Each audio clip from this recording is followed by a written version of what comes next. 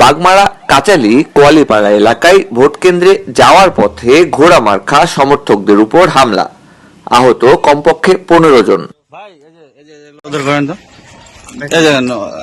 লাঠি মাটি লেগেছে।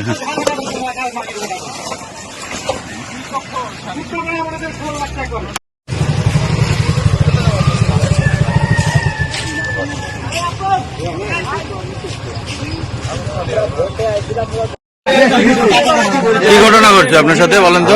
চালানি খাতে স্যার বলতে সুধীর ভাইয়ের চালানি খাওয়াবো।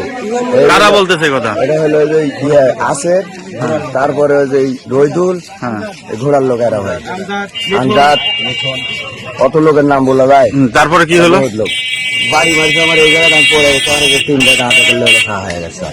হ্যাঁ হয়ে গেল স্যার। আমার দিক তাকান। আমার নাম মোহাম্মদ শহীদুল ইসলাম।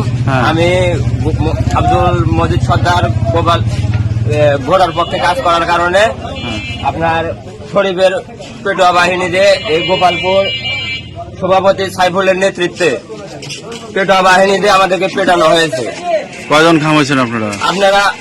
আমরা আপাতত তাও 10-15 জন আহত হয়েছি। ওরা কই? ওরা মেডিকেলে কিছু আছে, আমরা এখানে কিছু আছি। ওরা দেশীয় সাইফুলের নেতৃত্বে, ওর নেতৃত্বে আপনার দেশীয় অস্ত্র শস্ত্র নিয়ে এসে তারা আক্রমণ চালায়। হঠাৎ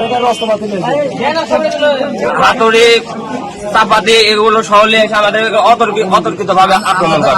প্রশাসন ছিল? প্রশাসন ছিল না, আমরা প্রশাসনের কাছে ফোন দিয়েছিলাম, প্রশাসন এখনো আসতে পারেনি, এই পর্যন্ত আসতে পারেনি। 1.5 ঘন্টা